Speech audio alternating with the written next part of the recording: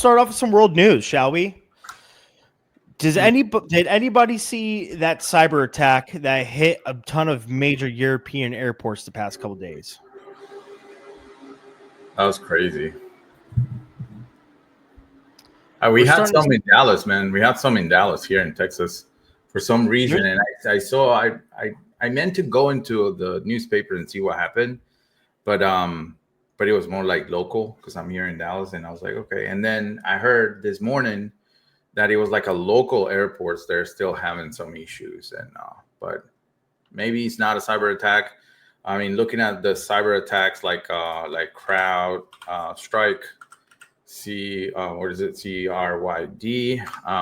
I didn't see any spikes saying because usually when that happens, we get those spikes and the demand in the chart. I was like, okay, there's a demand for that. Like usually, like when we have the guns issues or when we have the cyber attacks, but nothing, man. I mean, it jumped last week, but. These cyber attacks are starting to become a lot more common. I don't know if anybody knows, but I'm in Las Vegas, and the DMV of Nevada and a ton of other state government services got attacked, and it was a ransomware attack, and they were down for like a week, maybe a little bit longer.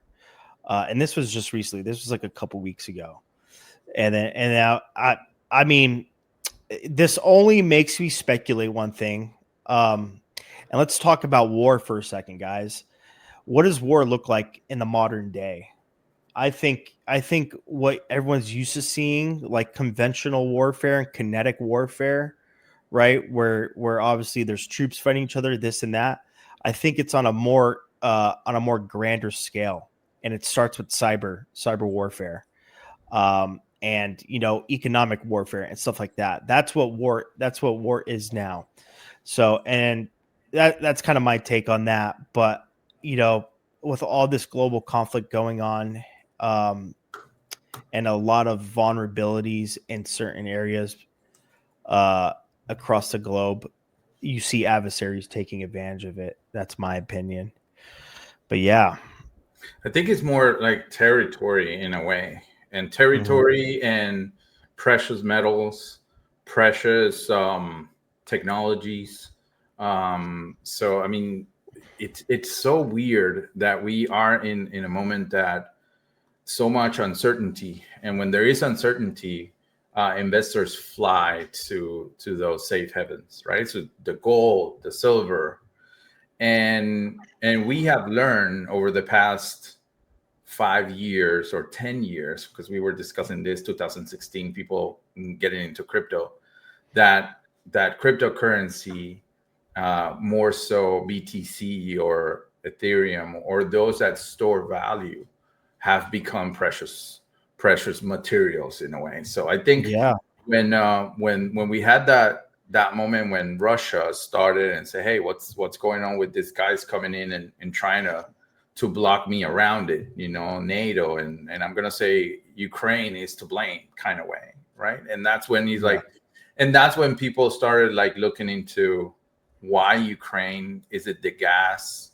Is what materials are there that they're actually good for the nuclear war, stuff like that. So we've been trading OKLO, which is the nuclear equity that we've all seen, and those partnerships here and there to create those nuclear facilities and all that. That makes you think. Before was oil, Saudis, Iran, Iraq, and let's go Kuwait and all that stuff. Like not anymore. Like now we have this administration going into so many different fronts. One is, for example, Venezuela. They're trying like, hey, you need to stop bringing that fentanyl to U.S. and all that, the drugs and stuff like that. But there's something else. There's always something else that we don't know.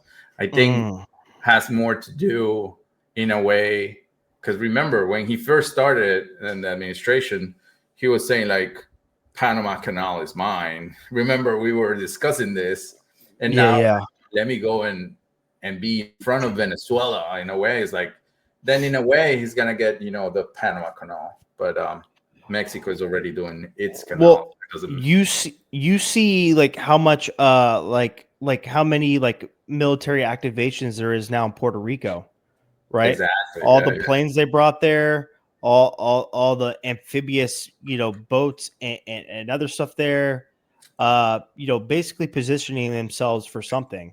Yeah. Uh, last night I think they did like a crazy rocket test or something, and it like lit up the whole sky, and all my alerts was going nuts on it. But yeah, I mean, they're definitely positioning themselves for something. Um, man, yeah. Uh, but aside from that, um, when you say people are flooding to gold and cryptocurrency because of uncertain times, I mean, now that I'm looking at it, that's why gold's at an all time high. That's why Exactly. Bitcoin is pumping. Now, Like, now the funny thing is that equities is running too. That's the funny mm, thing, because yeah, usually equities pull back, and and I was explaining this to my wife early today, and I said, stocks are going to sell off not because they're bad companies. It's just rebalancing or maybe pricing stuff that comes up with this H1Bs and all that stuff, because we need this cash to use in this now. We were thinking to invest this moving forward, maybe buyback programs on the stock, all that, because we had the money. Now that we don't have it because we need to allocate it in different fronts, then that's when they start saying, it start like dripping, start going down. Doesn't mean yeah, that it's bad. It's just going down. Now, if there's uncertainty, people fly to precious metals because it's the store of value. So Bitcoin should be running, because of yeah, that store of value. yeah. That's the funny thing that we don't understand in a way, like why Bitcoin. But if you zoom out, dude, Bitcoin is above 100K. Like, Yeah, who would have thought? I Like, know, even if it's it's a crazy. 101, would be okay, right? It's so crazy, man. So I live stream on TikTok every day, right? And this is just like a clear sign of like retail that hasn't been in the market. Uh, you know, that hasn't been in the market for a long time. This is likely their first time being in the market. The major complaint I hear is like, "Oh my God, Bitcoin's crashing! Bitcoin's crashing! Are we in a bear market? Are we in a bull market anymore? Are we in a bull market anymore? When's alt season? When's alt season?" And they don't think to look back past cycles and like longer time frames on the chart and see where you're really at. And yeah, I mean, You know what I did one time? I remember those FTX days, and I love the UI of FTX. I loved it. It was so cool, right? Like buying, selling. It was easy to use, user friendly. The UI was beautiful, but there was something more in that beautiful, right? That we all know what happened. But I decided to get a picture, and this is on my Instagram. If you guys want to go check it out, the order book in certain dates, like Bitcoin at 20,000, Bitcoin at 25,000. Like I knew that by taking those pictures, this was going to be like something that you want to look back and say, look, 25K and it's 110 right now or something. It's insane to think of like that. I gotta dig through so many archives and find those pictures because I know there's some screenshots I took, Exactly. even like Palantir at $9. Yeah. Now, And talking then, about Palantir and going back to what you were saying about war and all this conflict that we have, remember that we're in the anniversary of World War II. So that's why we're coming up with all this different, I will say, yeah, we can call it countries. US came up, and all the tanks and everything. Now Palantir was one of the sponsors. I was yeah. watching it. It's like Palantir. I was like, whoa, we need to buy this thing now. Yeah. And then Trump wasn't invited, of course not, for the China, Korea, and I think it was India that they did that in China, and all Oh, the military. their big parade. I Yeah, mean, yeah. So it's I like think that would have showing been their a bad guns. look. I feel like that would have been a bad look if he went to that and got invited to that. Exactly. So, but he was, he was complaining that they didn't invite him, but there's like showing the guns. It's like showing the guns and say, you know what, there's we're here, and this is real.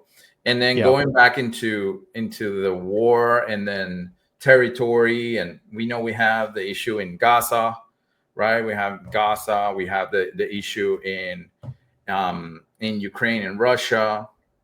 But there's plenty of wars out there that might not be that popular, Oh yeah, especially in Africa. Like there's so many different we could call them like tribes, guerrilla warfare, militias down in Africa that are constantly in war with, other villages or other state governments, and it's just, it's just not covered.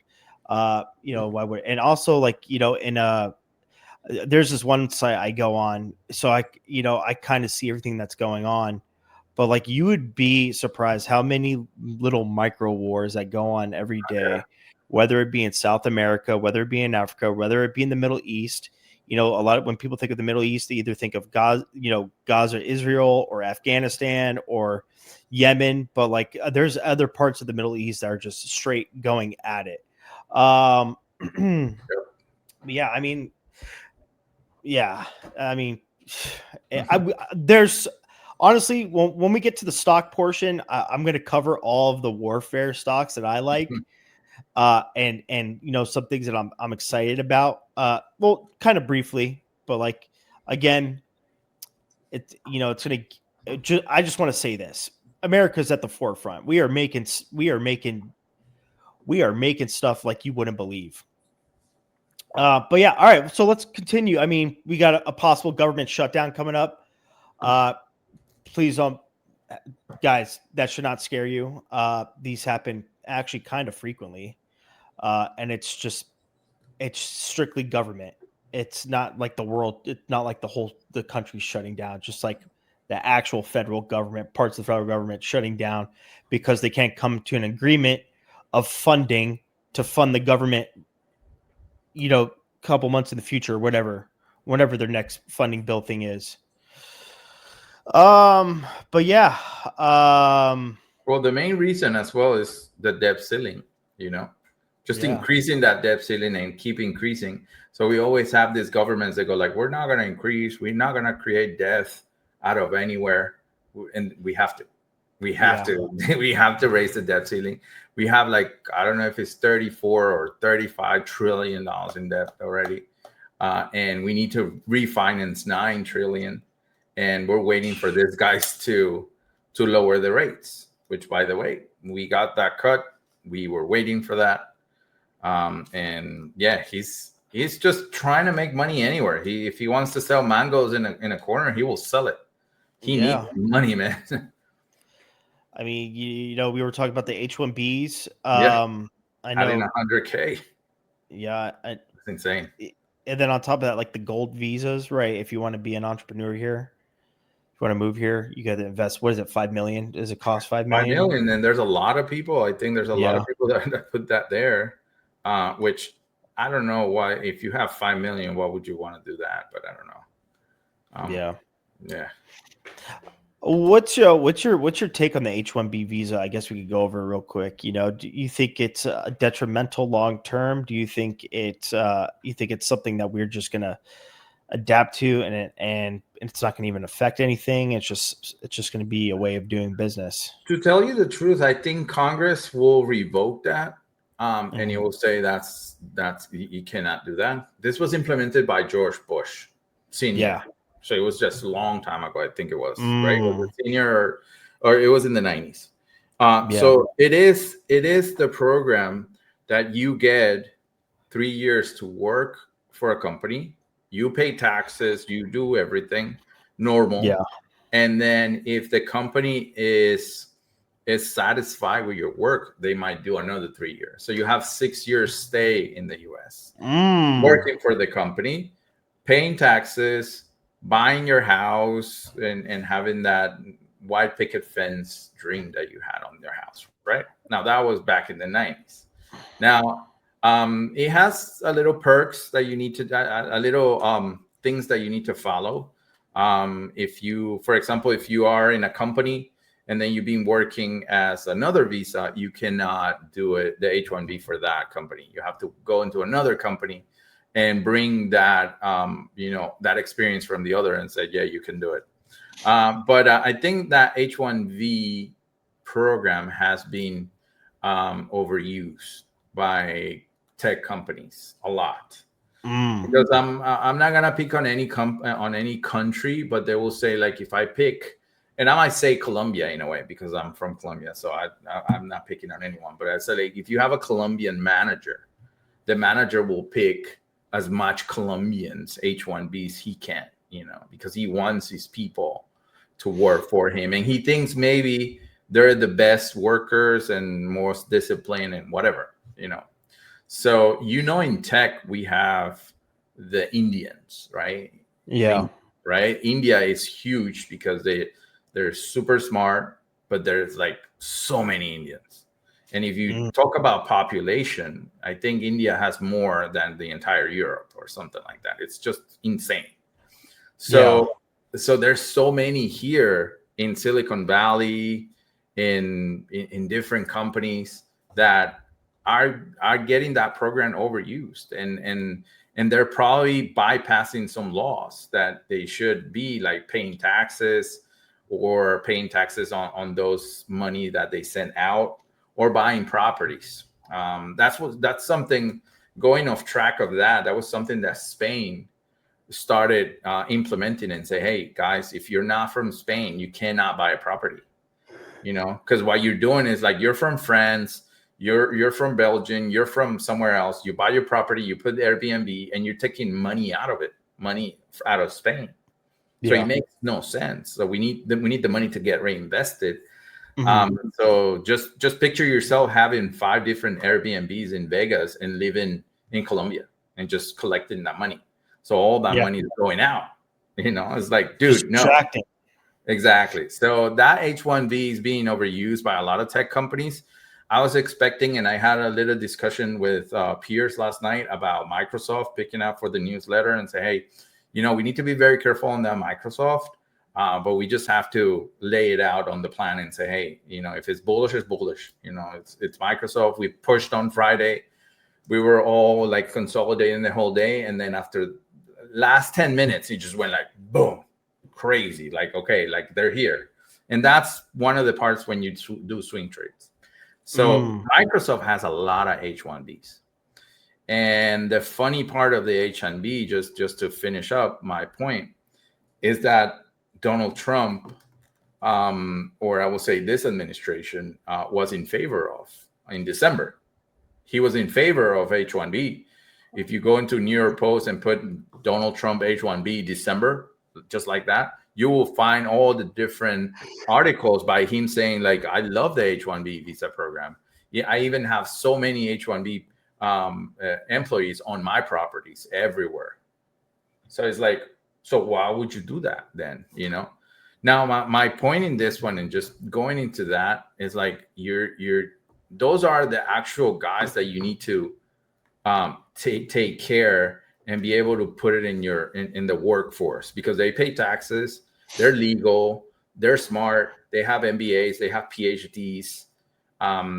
But you need to, if you want to put tariff on people sending money out, then it's something that you need to take care of. But it's being overused a lot. So yeah, it needed to be done, but 100K is just, I think it's Donald Trump and the art of the deal. First things of saying things. I think we've learned this from Warren Buffett and Donald Trump. Of course, if you haven't read The Art of the Deal, it's one of those things that he says, that you need to put the extreme always when you're negotiating something. Like if you're negotiating with your kid to not watch cartoons or whatever, you'll say, I will take out your cartoons forever. That's extreme. You're not going to take it forever. So Donald Trump and Warren Buffett, they do agree on that, and said, when you're negotiating, you have to put the extreme first and then negotiate back. So imagine if they say, nah, 100K is too much, 20K. Okay, 20K is fine. Yeah. So that's one of the things that he's doing. Like all of those that have read The Art of the Deal, when they saw that 100K or that 5 million gold card, everybody's like, oh, he's doing this stream so we can negotiate and be in the middle. Now, maybe 20K for Donald Trump is not the middle or the lower part of 100K. It was probably what he wanted. 20K per employee. Let's move forward. I'll pay it. You pay it. Everybody will pay that. Right. Yeah. That's how it is. So people are predicting that the Feds are going to cut rates again in October, but then, but Jerome, if you were listening to the Jerome Powell, Fed talk, he says he wasn't in a rush to cut more rates. He wanted to take it pretty slow. And I think if you're going to cut rates in October, I think that's a pretty aggressive, in my opinion. Yeah, I think it's all about the dual mandate, and the dual mandate is full employment and inflation to 2.0, right? 2%. Yeah. Which, by the way, that 2% study was done in New Zealand, just to make sure that an economy runs well at 2% inflation. So the dual mandate with the full employment, he's having a little issue with that. He's having a little bit of issue with that. Inflation is going okay, but full employment, it's really hard to do. Yeah, the labor market's weak, he said. Exactly, but you've seen sometimes that is very strong. So the readings are super volatile, and you cannot tell if it's fine or not. But after you do this kind of rate cut, and your idea as a Fed is to have full employment for the dual mandate, and this guy comes here, is like, hey, I'm going to charge everyone 100K for those employees that are in that program. You think other countries are not going to say, or Canada or Mexico or even China, to say, hey, I have this visa, you don't have to pay anything if you want to come work for us, like we pay this much. You're talented, you're studied, you have all the things that we need, and like you have all that mentality of US, like building great things, Meta, Microsoft, Apple, all the stuff. Come here, work for us with this visa. So that's an issue that maybe Powell went to sleep on Friday and goes like, what is he doing? Like, this is gonna make me jump into my model and put this as a worst case scenario, that all the H1B visa holders are going to be out of the workforce, and that's going to create unemployment. And that's going to be an unemployment that will be accounted for, because those like non-farm payrolls are really hard to count, right? Like if you said there's nobody that is re-roofing my house, how can you count that if all of those guys are maybe illegals, or maybe they don't have papers, or they go back and forth to Mexico? They're not harming anything. They're not killing anyone or anything. They're just going back and forth. That's hard to measure. But this guy H1Bs, they're all in the USCIS. They're accounted for, like because they know you have 3 years, or you have 6 years, or you have this program H1B. So those H1Bs, those J2s, all of those, they need to be always presenting themselves to the USCIS and say, I'm traveling, I have the signature, I have insurance, my spouse has insurance. So those are going to be hard to do with the unemployment. And I think he's having a rough time. Now, going back to what you were saying, like cutting, it was a very divided poll in the Fed this time to cut it. So it was fun to watch, and it was fun to watch the paper that they come up. I usually look at the dot plot because I'm a dot plot kind of guy. Like I always seen that, and that dot plot was funny, very, very funny. Because we had Adriana Kugler in early August. She resigned from the Fed, and so Trump put somebody else, which is Stephen Miriam, and he put it there. He's gonna be I think next year he's just going back to what he was doing, chief of something, advisor, or whatever. But that's the guy that they were complaining about the Fed becoming maybe too political. Exactly. Yeah. Now on the dot plot, and I wanted to show you that really quick on the dot plot, was super funny to see that guy was the guy that mentioned what Trump is being preaching the whole time. He's been preaching that that he needs to cut rates now and fast and and hard, right?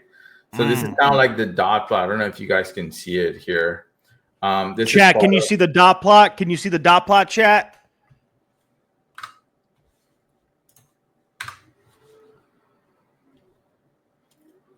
I'm right. sure. Yeah, they can see it.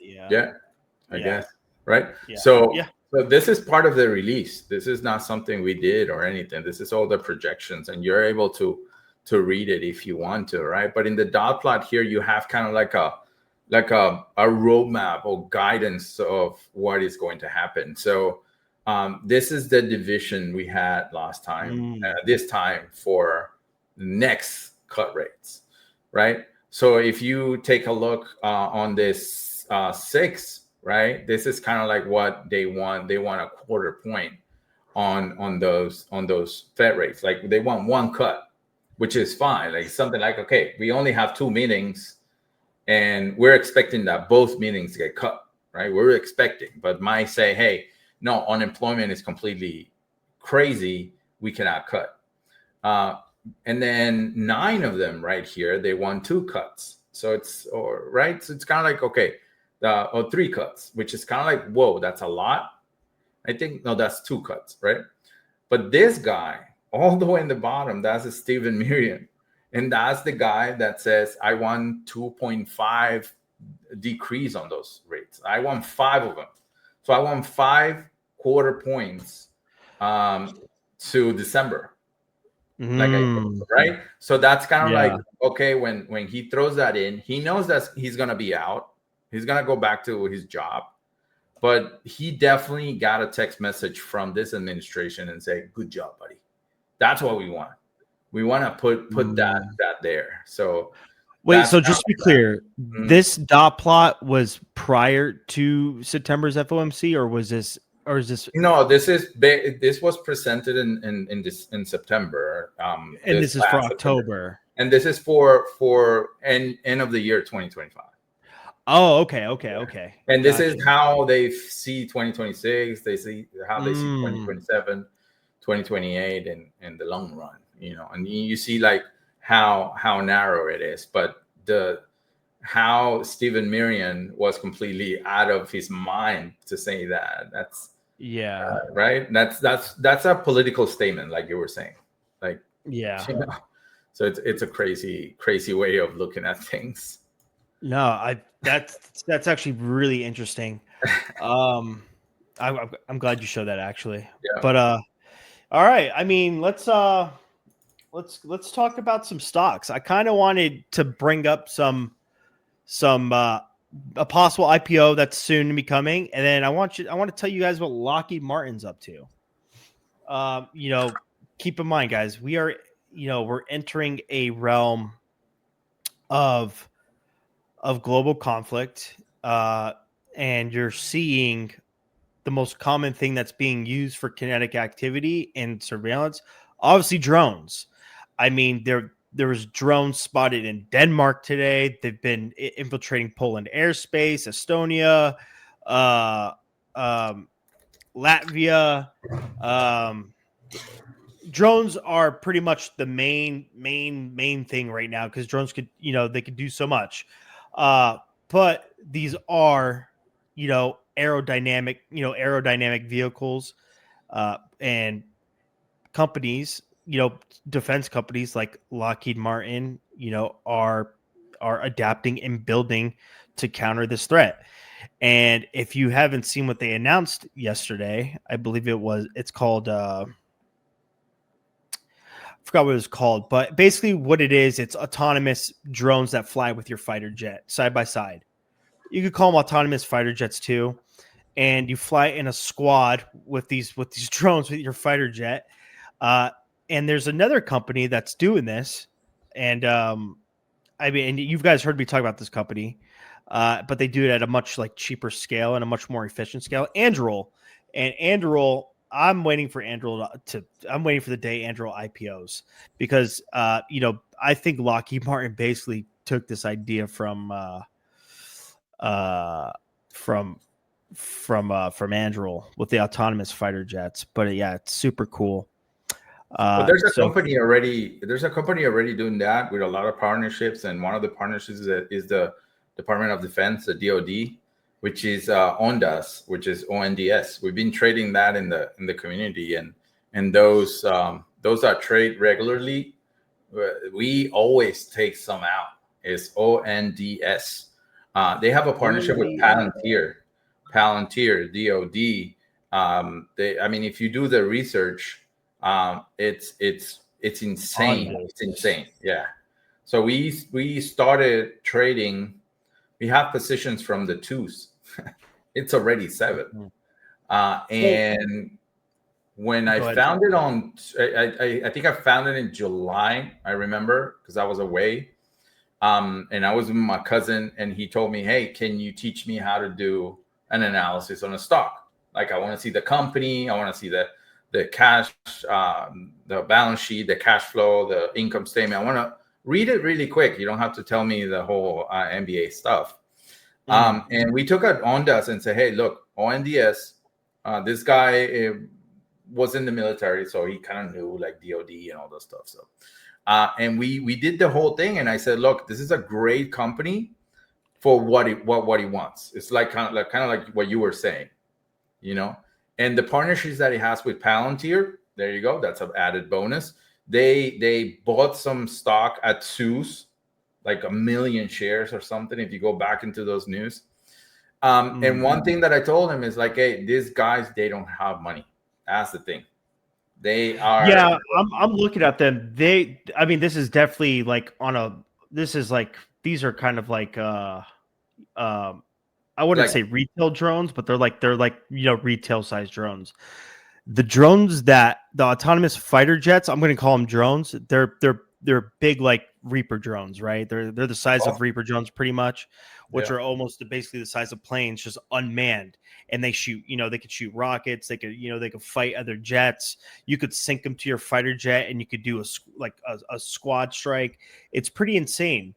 But I'm looking at Ondus right now. Yep, it's a pretty nice chart. It's a very nice chart if you caught it in the 2s. Yeah, but yeah, those guys, they didn't have any money in July. I look at the whole operational margins and all the stuff. Said these guys they don't have money, so they need money. So I told my cousin, and I'm gonna use my cousin as a benchmark, that we said, hey, offerings will come up.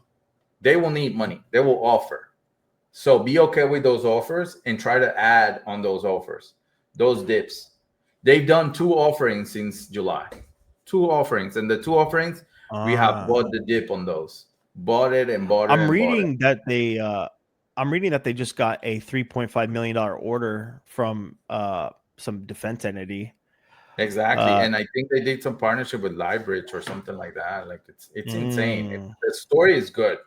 And we've been trading that. We did a swing trade. We did, a lot of people in the community, and tell me if I'm wrong, that they made a lot on this one, on options, on shares. Myself, I just traded every single day, and it's a beauty. When was this? Was this today? How did I miss this? Was this today? We've been trading every single day, brother. Yeah.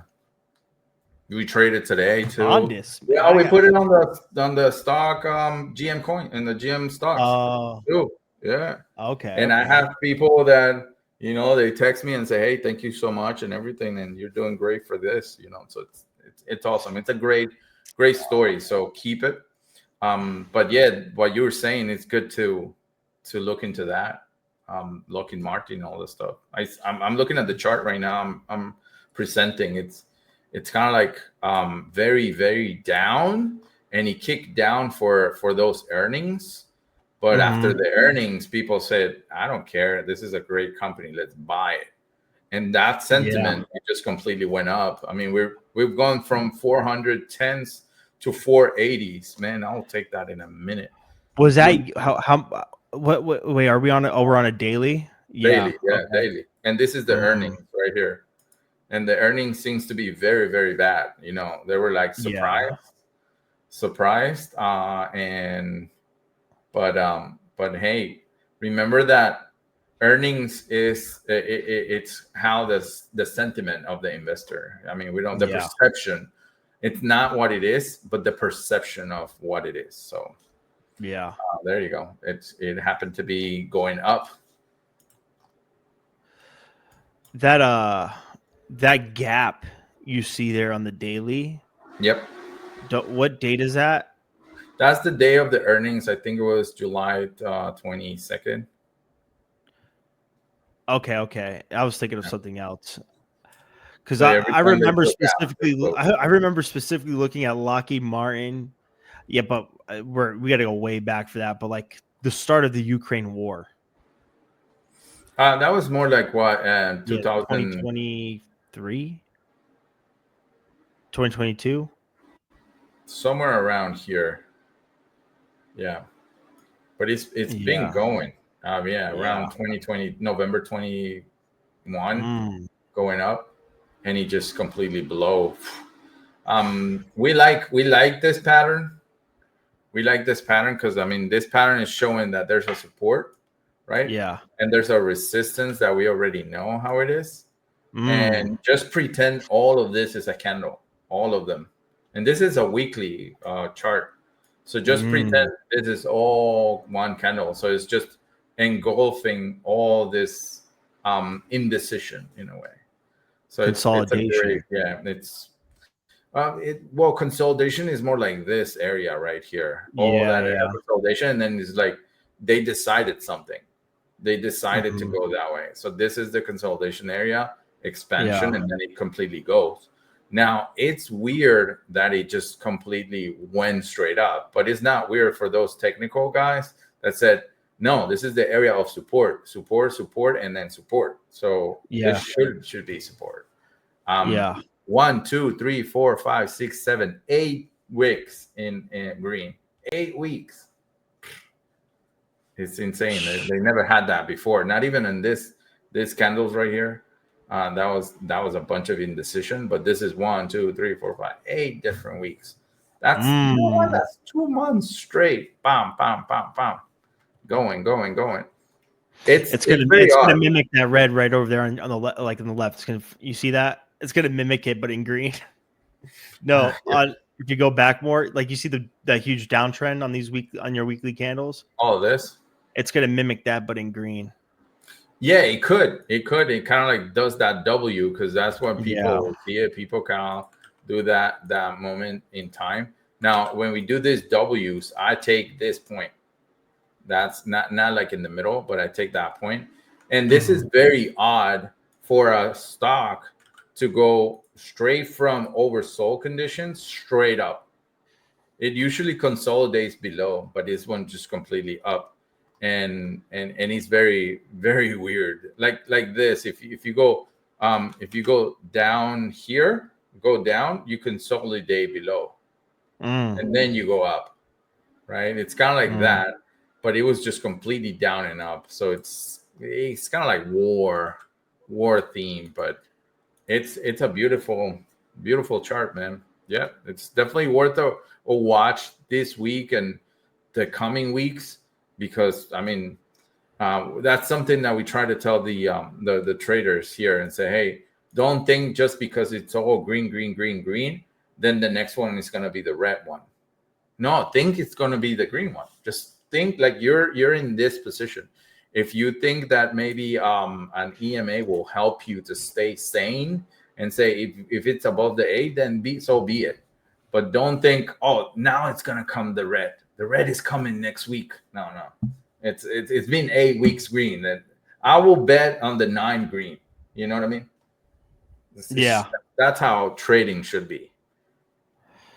Beautiful chart, man. I kind of want to put like a really far out option on Lockheed Martin. It could. Just I don't for know if the options will be okay with this guy. I don't know. Sometimes they're popular, sometimes they're not. Sometimes they don't move. Like, I mean, to me, options, to me, option is it's kind of like an instrument that you always think like it is here about to trade up, and it just keeps going down because of time, because it's going towards your expiration. And every day it's kind of like what's the word that you always think it's going to happen but it never happens. So it kind of like I forgot the word. The inverse. Yeah, like you think it's gonna make you happy, but it's making you sad every single day. It's like, oh, I thought you were gonna go. No. And then the option. So you said, well, it would be easier to sell options than to buy the options. Like I think you'll make more money by selling options than to buy them. I just have a cynical reason on why I would buy Lockheed Martin far out, as if we, if like global scale conflict really kicks off. Yeah. And you're kind of betting on that. That's the only reason why I would. But at the end of the day, that's really speculation. There's nothing analytical behind that. Yeah, it's pure speculation. True. Yeah. But it's nice chart, man. Like it's like I said, don't get me wrong. You're trying to bet on the long side for further out. It is the right way, the right mindset. Don't think just because it's here and that is your resistance area, like, oh yeah, it's gonna go down, it's gonna go down, it's gonna go down. So it's going to go down. No, just think this is going to break out all the way up to 600. Just think that way. Of course, risk management you need to use something else.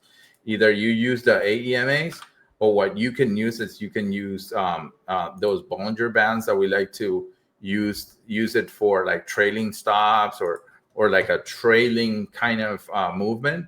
And you can use the DBs and said, if the mean starts running to the upside, then that's what I'm going to do. If I get too overbought on the EMA, I'm going to go back on the Bollinger Band. If it goes out too much, it's going to come back.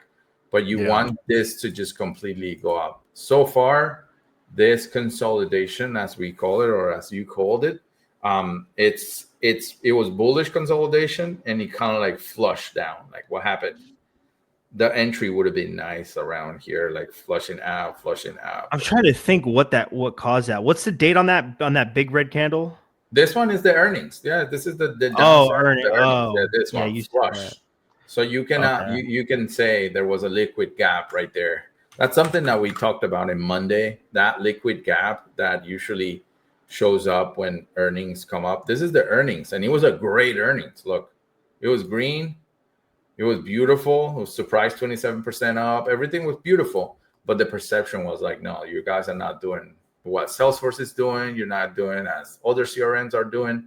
Monday is not working. And look, bam, that's when you say, hey, that's a liquid gap I could trade. And this was a surprise there. Down and push. This entry would have been nice. We were expecting this to keep going up, but since we started low, and it went down, kind of like what you were saying. Amazon started low, and when it started low, kept going low. It's like like you were expecting to go up. SPY started low, but it went up. Look, this is starting low, but it just went up.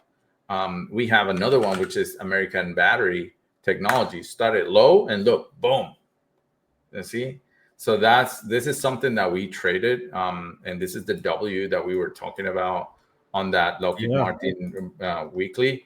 So it's kind of like that, right? It's very similar, like that, and then we get that, and then look at the W where it makes it really fast, and then right here it's a flag that we always seen. The flag is right here, so it's that.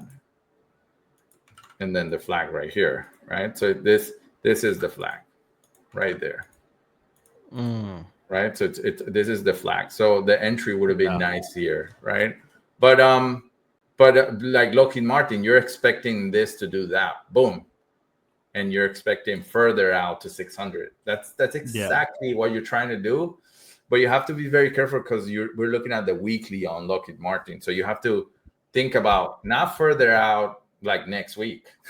No, like Out, like months, possibly months, years. like maybe 2027 too. Yeah, Yeah. stuff like that. Yeah, that could work. I yeah, but yeah. I mean, We this have a was swing actually trade on this one. We have a swing trade on ABAT. We open up today, but for some reason after hours, they did this flush of liquidity. So it's up to the trader if he wants to take it out. Me myself, I kind of like scale back and add it more because it's giving me the reasons to say, hey, this is a better price. What you got? So if I get 200 at three, I think I got it for 365s or something like that. I'm giving you another 300 at 340. So then you scale down the price, you average down, but you have more size. So you have more risk, but you have better price because you're not looking into this small 30-minute time frame or 50-minute time frame. Like you see those 10-minute time frame. No, you're looking at this. You're looking at this is a breakout. Like it's gonna go 5, 6, 7, and you don't know. Yeah. You know. So this is a swing trade that is open in our community. Beautiful. Let's talk some crypto, huh? Yeah, crypto it's been crazy, man. That we had some flushes on the Sunday. I mean, there were. It's kind of like we don't expect any flush on crypto, but it's just like it's been not satisfying when we have this flushes, right? Guys, there's a lot I got to go over with crypto too. So strap in, buckle up. You know, Yeah, there's a lot. There's a lot we got to go over. yeah. But, you know, But let me explain this to you, and then yeah, you can take over, and I think we can close absolutely. it up because it's going to be 48 minutes. But yeah, that Bitcoin. Remember, guys, when we have this moves like that, like we know we're in an area kind of like a head and shoulders kind of area. Like we expect this flushes. It's expected in a way of technicals. We were expecting just to completely go higher. Yeah, we love that.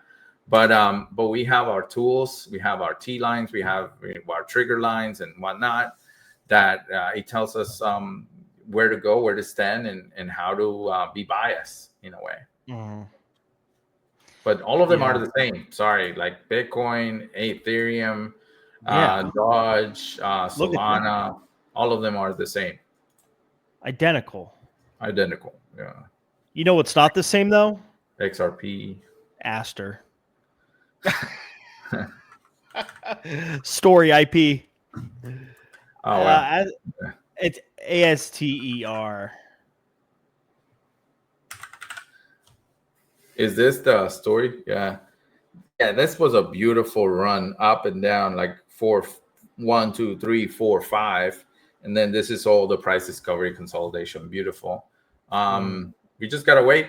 Because we do have a nice flag here, of prices, kind of like that. And if it starts breaking out, this is what we're trying to break out here. So it's kind of like that's the flag. All of this. Yeah, it's beautiful. Oh, Edwards, Blake, or is that yet? Was that our Bedwards? Yeah, we're gonna go over Avax in a little bit because they've been up to some big things too. But guys, just to go over some crypto stuff, MetaMask confirmed a token coming, and they said very soon. Is it going to be an airdrop? There probably will be an airdrop component. What makes you eligible for it? That hasn't been announced yet. So we shall see. And if you guys have been in crypto for a while, most likely you've been using MetaMask in some capacity. I can only assume if you were swapping tokens on MetaMask, like using their swapping platform, their DEX, I can only assume you'd be ineligible for an airdrop from them if you're doing that. Now this doesn't mean. Oh, I'm gonna start using MetaMask right away, right now. You're kind of a little late to the game, in my opinion. The token's coming soon. They've also just launched perps trading on MetaMask. You got, dude, you're starting to be able to trade perps everywhere now. I feel like, it's no longer a centralized exchange thing. Hyperliquid really paved the way for this. MetaMask uses Hyperliquid to do perp trading, but you could do it in the MetaMask platform. Now let's talk about the big elephant in the room, Aster. Who got in the Aster when I posted it? You're up a decent amount of money. Guys, why am I bullish on Aster? Okay. I'm going to repeat my thesis. Aster, yes, it's brand new. It's not nearly as polished as Hyperliquid is, but we need to realize a couple things. Again, it's brand new. The UI can use improvement, right? Whatever, all the technicals. However, this is a CZ-backed product, right? CZ runs YZ Labs, YZI Labs, and YZI Labs backs Aster. Now, you got to understand what Hyperliquid is. To Binance and to Coinbase, a huge competitor. There's a reason why Hype's not listed on Coinbase and Binance. These are huge competitors to them. I don't even think it's listed on what's the other exchange? Bybit. It might be, I don't know. But tier 1 exchanges, this is strictly competition. You also got to remember, who remembers the time when Binance was blamed for those attacks on Hyperliquid's vaults for certain tokens, like Jelly, for example. You guys remember that? And they were trying to, drain the vaults, essentially, by taking out all the liquidity, and kind of like stress testing Hyperliquid. So there's been a trail of CZ trying to, knock down his competition. Now you got to ask yourself, is CZ the type of person to, keep in mind, this is the founder of Binance. Is he the type of person to, create some kind of, well, not create, but like back some half-ass product that isn't going to be nearly as a competitor to Hyperliquid as people think? No, I think he's going to, really try to put the stress on them. And I think they can do it. We got to understand how huge of an ecosystem. We can't forget how huge of an ecosystem Binance is to begin with. It's the top 3 chain in crypto. It does the most value. It's in terms of 24-hour volume and total value locked. It's the top 3 chain in crypto. There's a lot of money in that chain, and they could definitely make some noise. I think the product is going to definitely improve over time for sure. I think the token is still really cheap. And yeah, that's my take on Aster. That's my sentiment on Aster. It makes sense to me. And and listen, I've always advocated against this, but I've actually rotated some pretty much not all my memes. I'm still in startup. I'm still in hustle, and I'm still in Mog, but all my other gambling meme coins, I've dumped all of them and threw them into Aster. Like, that's my conviction for Aster. Wow. Nice chart, man. Nice chart. Yeah. I think they're just going to, they're going to make this like a legit big time competitor to Hyperliquid. I really do. And you know what's crazy? Hyperliquid, I mean, they actually put perps trading of the Hyperliquid token on Aster. Wow. Yeah. The chart is looking nice. It's showing some impulse towards the 2, which is where they failed to continue. And it's showing 244 as targets. So it's good, man. It's 164, 156 right now. Goes to 244, man. Nice. Just keep that 144, 130 levels supported, and then good to go. We'll keep on watch, man. Good For stuff. sure. And who else Yeezy Labs is a big time investor in? Athena. You guys been trading Athena. They announced that they've increased their position in Athena Labs. If you guys don't know what Athena Labs is, it's that DeFi protocol. That offers like a bunch of like investment vehicles, whether it be like, yield farming on your tokens, vaults, stuff like that, staking, et cetera, et cetera. So keep an eye on Athena too. I'm thinking about acquiring like a bag of Athena pretty soon, actually. And let's end it off with Avax, right? I know we wanted to talk about Avax. Why is Avax pumping? Couple reasons why, but their news today with this with AgriForce, right? We were talking about AgriForce earlier. AgriForce is a publicly traded company, guys, that kind of is changing their business model to, being a, kind of like the first public company to be dedicated to the Avax ecosystem and Avax treasury company. I think they did they raised $550 million to buy Avax. And they're going to do a bunch of, other cool things as well. And it's a publicly traded company. So And one thing that we can add is, remember that name, Scaramucci? Yeah. Yeah, that's Trump related. Maybe they don't talk to each other anymore, but it's Trump related, kind of political.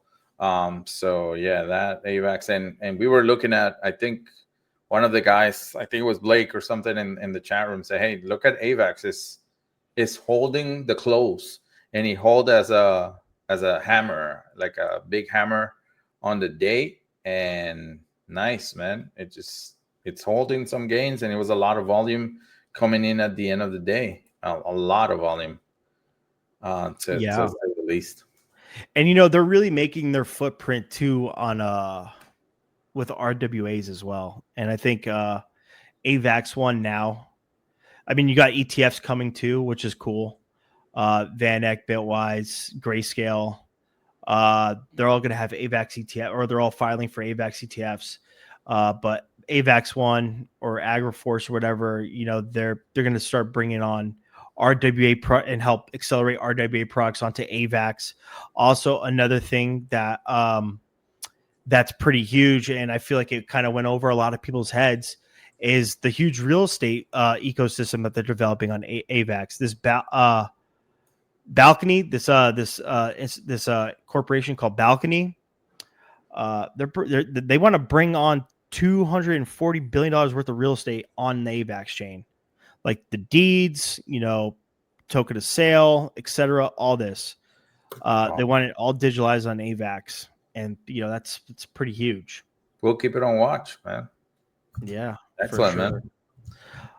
One more thing, guys. I got to say one more thing because and I'll be quick. I'm sorry. It's times like these. Listen, we need to get back. And there's been a lot of chat about it in the chat. We got to get back to the basics, and you really need to take risk management seriously. If you're trading on emotion and you're trading because you're trying to get to a target really quick, or you're trying to make fast money, you're literally just gambling, bro. You're just gambling and you're wasting your time. All you do is just going to keep losing money and money and more money. Guys. So please, please don't trade on tilt. Please get into with your emotions. If you got to sit back for a couple weeks, please do so, but recenter yourself before you get into trading, because we hate to see this happen to you guys. This market's crazy. And the only way you're going to beat this market is if you have a strict, if you have strict rule, discipline and strategy and rule and risk management like the back of your hand. Yeah, one of the rules that I have is don't trade with kids or wife around. So that goes to show is, like, if you have issues with family, if you have issues with people sick around you or stuff like that, just stay away. Just literally stay away. It's okay. You come back. The market will be here waiting for you. No worries. So don't feel like you have to be here and doing what you have to do. Take your time. Take your time. You'll see that sometimes you go out for 2-3 days, come back, it's like, oh, this is so clear now, because you start looking at different things. Yeah. All right, guys, that's all we got for today. Thank you for tuning in to the Market Take. And just as a reminder, subscribe to the YouTube channel. These lives get uploaded to the YouTube every Wednesday. And yeah, appreciate it. Excellent, guys. Peace.